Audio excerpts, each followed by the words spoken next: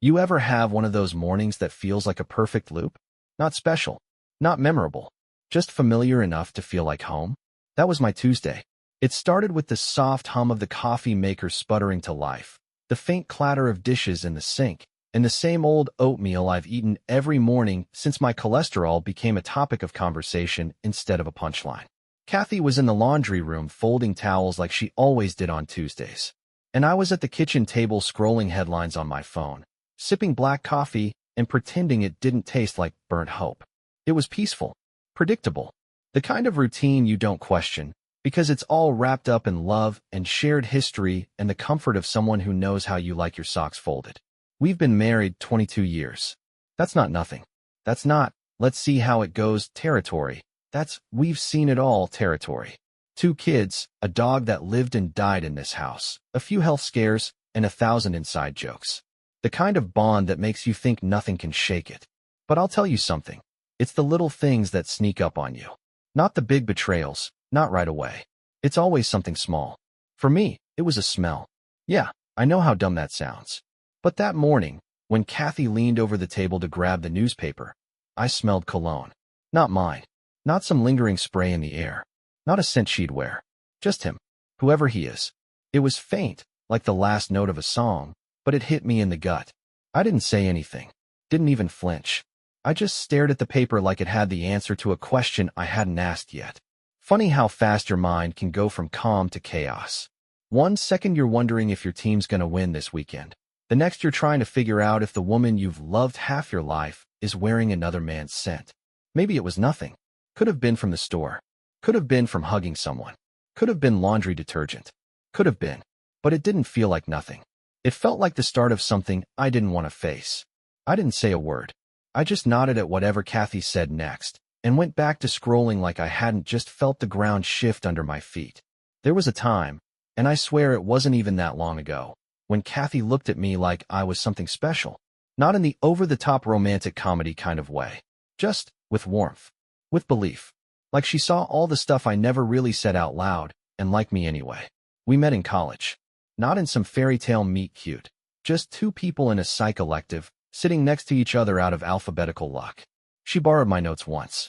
I made a joke about Freud and dreams, and somehow landed a second date off that. What a time to be alive. Kathy wasn't flashy. That's what I liked about her.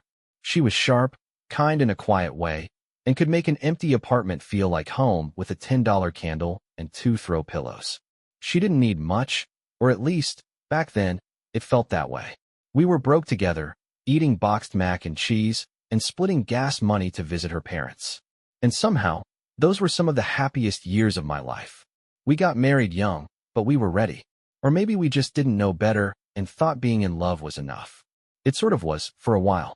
We bought a little fixer-upper, painted the walls ourselves, had our first kid, Jack, 2 years in, and suddenly it was late-night feedings and diapers, and trying to be adults while still feeling like kids playing house. I'll give Kathy credit. She was a great mom. Patient, steady, good at all the things I wasn't. Emily came along 3 years later, and our world just kept spinning. We were a team. Tired, stretched thin, but a team. And you know what bonded us more than anything? Survival. That weird dance you do when life gets hard and you've got no choice but to keep showing up for each other. I saw her cry when she thought I couldn't hear. She saw me fall apart the day my dad died. And we always came back to each other. No matter what. But time, it has a way of sanding down the sharp edges. You stop noticing the little things. You start assuming they'll always be there. You fall into roles. I became the guy who fixed the leaky sink. She became the woman who kept us fed and functional. Somewhere along the way, we stopped being each other's favorite person and started being roommates with a shared calendar. It didn't feel broken. Just quieter. Less alive. Comfortable. Until suddenly it wasn't. And now, here I am, sitting in the same house we built, trying to figure out if any of that was real. If it was love, or just momentum. Because the smell of that cologne is still in my head. It's a strange thing, suspicion. It doesn't kick the door in. It just shows up quietly and sits in the corner of your mind, arms crossed, waiting. That whole day, I couldn't stop thinking about it. That scent. That moment. The way Kathy leaned over the table.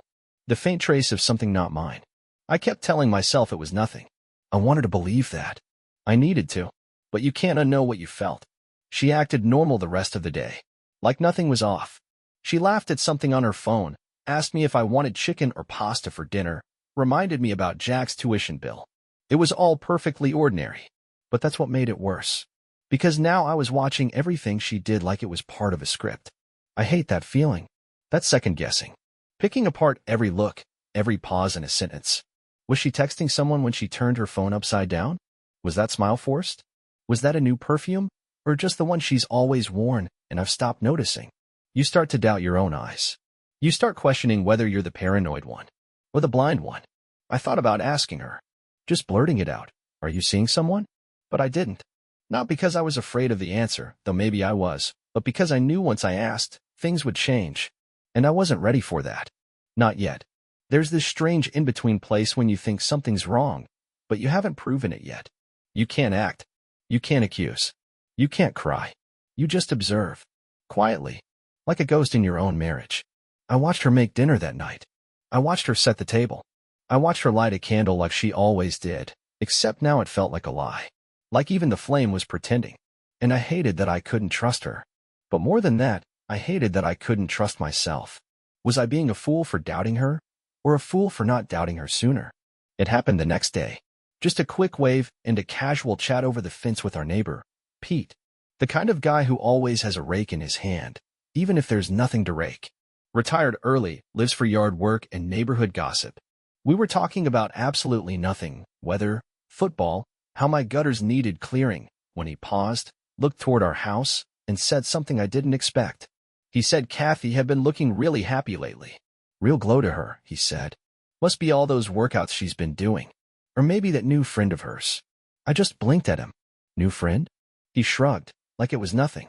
Said he saw her a couple of times getting into his silver SUV, always dressed a little fancier than usual. Said it probably wasn't anything, just figured I knew. I nodded. Said yeah, probably one of her friends from the gym.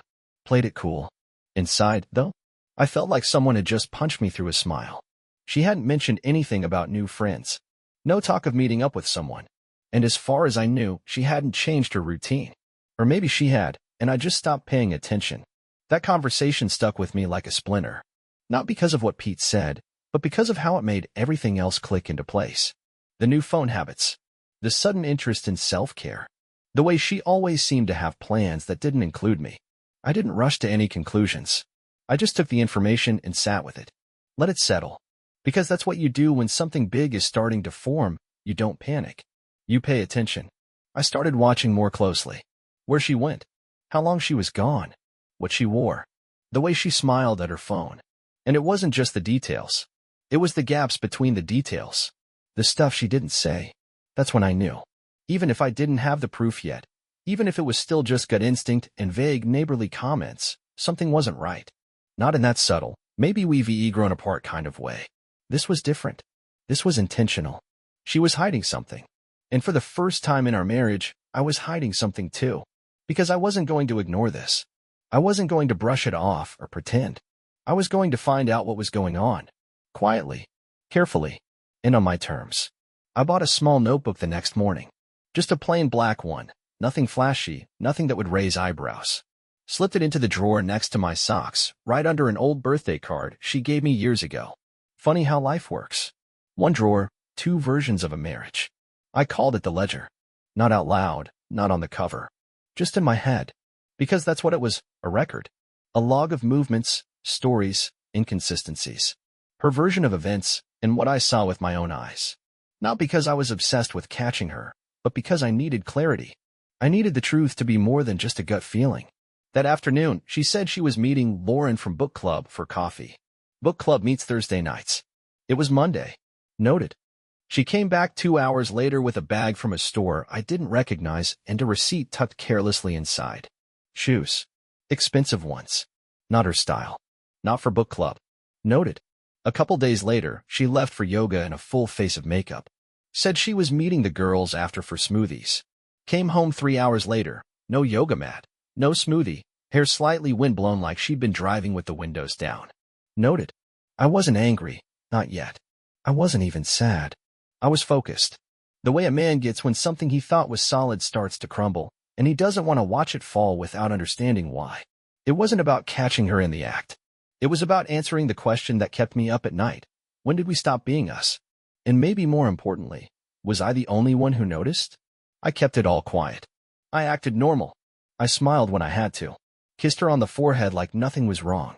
But inside, a different part of me had woken up.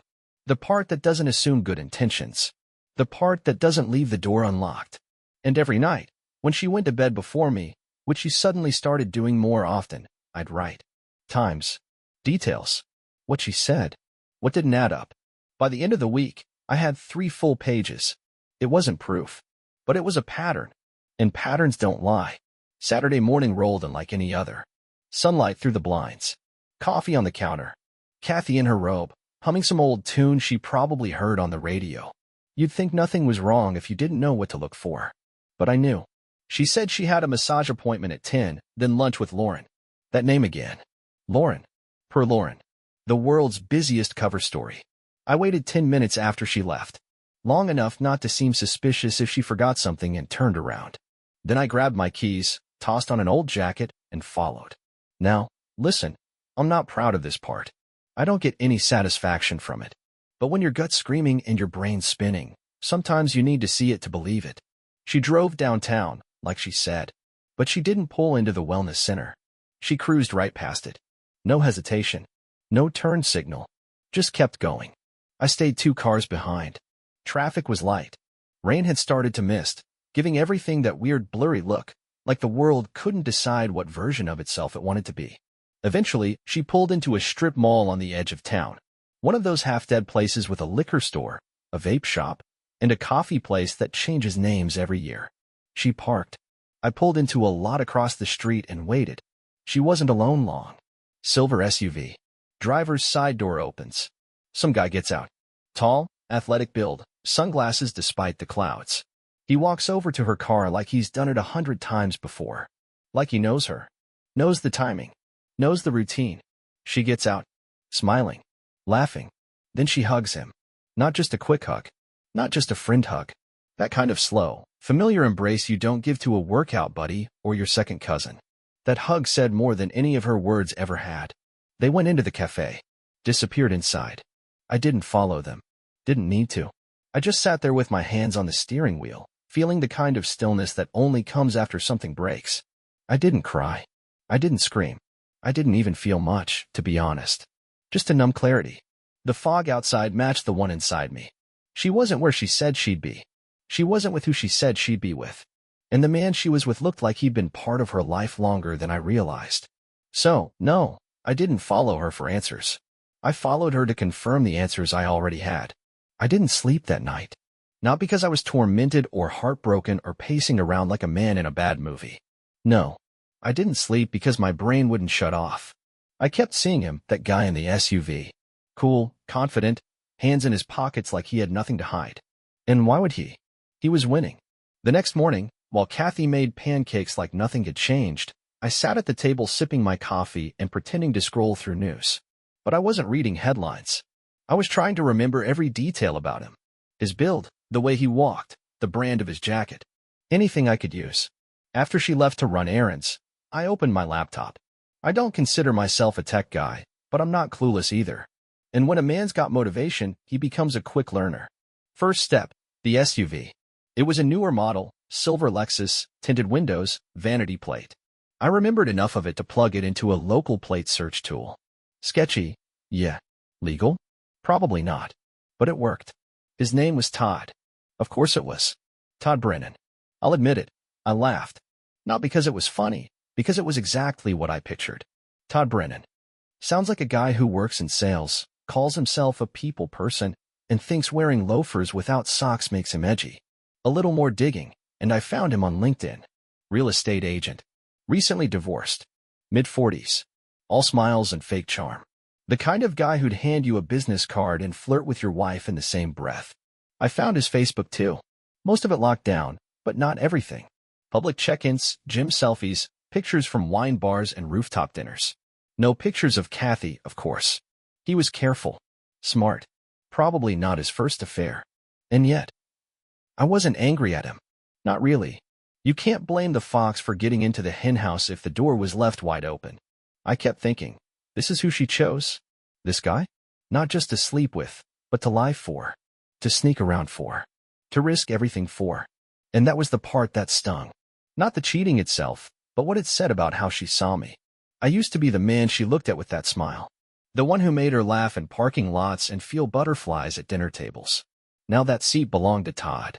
A real estate agent with just the right amount of scruff and probably a Bluetooth earpiece in his car. You want to believe, in moments like that it doesn't hurt, that you're above it, that you can just walk away and let them have each other. But you'd be lying. Because no matter how calm I stayed, no matter how cool I played it, I still had one raw, impossible thought echoing in my head. Why wasn't I enough? It's weird how quickly sadness gives way to strategy. I used to think heartbreak would be loud, slamming doors, shouting matches, some dramatic exit. But for me, it was quiet. Ice cold. Like someone slowly turning down the temperature on your life until you finally realize you're freezing. I wasn't angry. Not in the throw things kind of way. But there was a different kind of fire building. Controlled. Focused. The kind of fire you use to forge something sharp. Kathy didn't suspect a thing. She still kissed my cheek in the morning, still texted me when she needed something picked up from the store, still curled up on the couch at night like everything was fine. And maybe that's what made it worse, how easy it was for her to live the lie. Like she had two versions of herself and could flip the switch depending on who was in the room. Meanwhile, I was becoming someone else, too. I started keeping a second notebook, this one digital, encrypted, hidden on a flash drive buried in a junk drawer. I logged everything, time she left, places she said she was, how long she was gone, what she wore. I even snapped a few pictures of her when she wasn't looking, not to hurt her, but to document her, to protect myself from what was coming. I also made a list, not of her lies, of mine. All the things I pretended not to notice. All the times I played dumb. Every, okay, I gave one inside, I was anything but. Because the truth is, I'd seen the shift coming long before Todd ever stepped into the picture. There were signs. The missed calls. The don't wait up nights. The emotional distance that felt more like a wall than a face. But I didn't want to believe it back then. I didn't want to look like the guy who couldn't hold his marriage together. So I did what most men do. I waited. I hoped. I let it slide. And now? Now I was done hoping. This wasn't just about love anymore. It was about truth. It was about dignity. It was about not letting someone rewrite your life without your permission. I stared at my phone for a good 5 minutes before I made the call. Not because I didn't know what I was doing, but because crossing that line meant something. It meant I believed it. It meant I wasn't in denial anymore. I scrolled through my contacts until I found the name, Derek Miles. Old high school buddy. Now a private investigator with a serious poker face and a reputation for getting answers without making noise. We hadn't spoken in years, just the occasional birthday comment on Facebook, the kind of distant friendship you keep alive out of shared history more than anything else. But I remembered two things about Derek. He was trustworthy, and he was discreet. Both mattered now more than ever. When he picked up, I didn't waste time. I kept it simple. Told him I needed to find out if my wife was cheating, and I didn't want her to see it coming. I wasn't looking for drama. Just proof. There was a pause on the line, long enough to make me think he might say no. But then he said something that stuck with me. You're not the first. You won't be the last. But you will be okay. He took the case. Said he'd keep it low profile. Cameras if needed. GPS trackers if I gave the green light. For now, just surveillance. I wired the retainer that night. And just like that, my marriage became an open file folder on someone else's desk. Part of me felt like a traitor, like I'd gone too far. Like I should have just talked to her. Asked the question straight to her face. But deep down, I knew better. She already made her move. Now it was my turn. I didn't want revenge. I didn't want to win. I just wanted the truth. Documented. Verified. Something I could hold in my hand when the lies inevitably came tumbling down. The worst part? I still loved her. Or at least the version of her I used to know. But love isn't blind. It's just slow to open its eyes. 3 days after I called Derek, I got a text. Just a simple message that said, check your email. No drama. No build-up. My hands actually shook a little as I opened it, not because I didn't know what I was about to see, but because I did. And there it was. A grainy photo, taken from a distance, timestamped at 2:47 p.m. Kathy, my wife, laughing as she stepped out of that silver SUV. Todd was next to her. one hand on her lower back, the other holding the door open like some gentleman out of a bad romance novel. They were parked behind a hotel. Not a nice one. Not the kind you book for a weekend getaway. The kind you rent by the hour when you're trying not to be seen. The email included 2 more photos. One of them walking into the lobby. One of them walking out an hour and 23 minutes later. Her hair a little messier. His shirt untucked. I stared at those pictures for a long time. Not in shock. That ship had sailed. What I felt was something else, a hollow confirmation. Like checking the weather app and seeing rain after hearing thunder all day. You already knew, but now it's official. She was cheating. No more guesswork. No more benefit of the doubt. Just cold, pixelated proof. And here's the strange part. I felt calm. There was no explosion. No yelling into the void. Just a deep, almost physical exhale, like my body finally stopped holding its breath after weeks of pretending not to see what was right in front of me. Later that evening, she came home with a grocery bag and a story about how she bumped into Lauren and grabbed a quick lunch together. She even said they talked about planning a couple's trip this fall, something to reconnect. I smiled. I nodded. I asked what they ate. She said sandwiches. I pictured the hotel lobby. I pictured Todd's hand on her back. And I made a mental note to save every single photo Derek sent me, not out of spite, but because I knew a day would come when I'd need to remember that I wasn't crazy, that I wasn't paranoid, that I was just a man who saw the signs and had the guts to look closer. There's a moment, after the truth sets in, when you stop thinking like a husband and start thinking like a man with something to protect. That moment came for me about a week after the first photos landed in my inbox. By then, Derek had sent a dozen more. Hotel check-ins, car meetups, even a coffee run where they kissed across the center console like teenagers. I saved every one. Labeled the folder Kathy confirmed. It wasn't just emotional ammo, it was leverage. Because like it or not, divorce isn't about truth. It's about strategy. And if she wanted to build a new life on lies, I was going to make sure she didn't get to rewrite mine in the process. First step, lawyer. Not the kind who advertises on billboards or hands out pins with his name on them. No, I found the quiet kind. The kind who doesn't say much but knows exactly where the loopholes are. I booked a consultation under a fake work excuse, drove 40 minutes out of town, and walked into his office with a folder full of screenshots. He didn't say much at first. Just skimmed through the evidence, nodding occasionally, like a doctor reviewing a terminal diagnosis. You've got what you need, he finally said. Now the trick is not tipping her off. He explained the game. Don't confront. Don't act different. Just prepare. Split the accounts quietly. Secure my personal documents. Start a paper trail. I walked out of his office with a plan.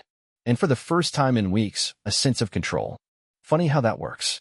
1 minute you're a heartbroken husband wondering where it all went wrong, and the next you're a guy learning the difference between joint tenancy and sole ownership. I went home that night and kissed her on the cheek like I always did. We watched a movie. She fell asleep halfway through, head on my shoulder, just like old times. But this wasn't old times. This was the dress rehearsal for the end. She had no idea, and I was okay with that, because I wasn't out for revenge. I was out for peace. I always thought Kathy was a pretty decent liar. She could fake interest at dinner parties, pretend to love Christmas sweaters from my mom, and pull off polite smiles in conversations she wasn't really listening to. But real deception? The kind that wears you down day after day? Turns out, it's got an expiration date. It started small. She forgot what lie she told the week before. Said she was at yoga, then mentioned how cold the restaurant had been. I didn't call her out. I just raised an eyebrow and kept chewing. Next time, she said she was with Lauren again, but this time, Lauren texted me asking if we were still coming to her kid's recital. Apparently, Kathy forgot to warn her wingwoman she was being used as an alibi. Little things. Slips. Inconsistencies. But they add up. She started overcompensating, too. Random compliments. Touching my arm in the kitchen. Wearing perfume again, not the subtle kind she used to wear, but the stuff that makes a room take notice. It was like watching someone rehearse a version of themselves they hadn't played in years. Except I knew the lines. I'd heard them all before, back when they were real. And that's the thing, you can't fake what used to be genuine. It always comes off a little too polished. A little too late. I'd watch her sometimes, sitting across from me on the couch, laughing at something on TV while sneaking glances at her phone. Her smile would fade just a little too fast when she thought I wasn't looking. She was nervous. She knew something was coming. She just didn't know what or when. And that gave me the edge. I wasn't going to confront her. Not yet. I was going to let her unravel on her own. Guilt is a slow leak, and once it starts, there's no patching it. It was a Tuesday. Nothing special. She was making pasta, humming some song from her workout playlist. The house smelled like garlic and red sauce, cozy, familiar. You'd think everything was normal. And maybe, on the surface, it was. But I noticed the way she double-checked her phone every time it buzzed. Not glancing, checking. Like she was hoping it wasn't him. Or maybe hoping it was. I sat at the table, pretending to read emails. Just watching. Measuring. Her hand trembled slightly as she grated cheese. It was subtle, but I saw it. Her smile didn't reach her eyes. Her laugh was just a beat off. And then she said it. Do you think we should plan something for our anniversary this year? Our anniversary. After everything. I looked at her, really looked at her, and in that moment, I realized I wasn't sad anymore. I wasn't even angry. I was just done. That was the final straw. Not the photos. Not the hotel visits. Not even the fake stories. It was that question, that casual toss of a grenade wrapped in a ribbon. Like we could still patch this up with dinner reservations and a bottle of wine. I smiled. Said I'd think about it. Took another bite of my food. And right then, I made the decision. I would finish preparing quietly. Let her have her fake smiles and borrowed moments. Let her keep believing I hadn't figured it out.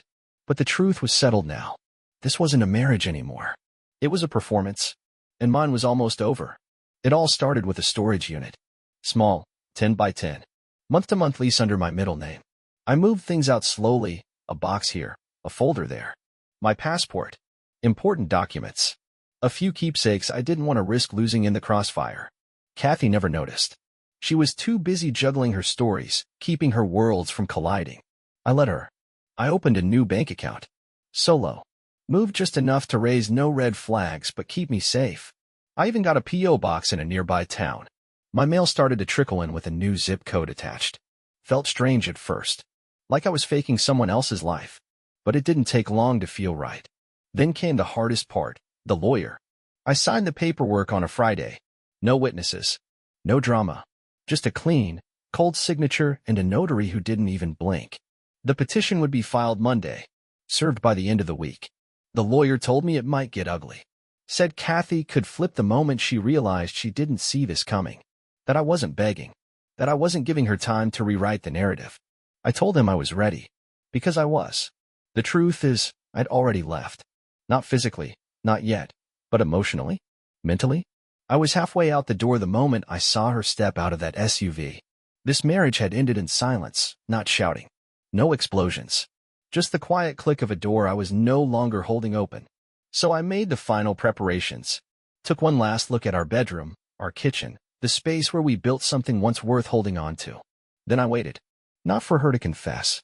Not for her to explain. Just for the right moment to disappear, with my dignity and nothing else.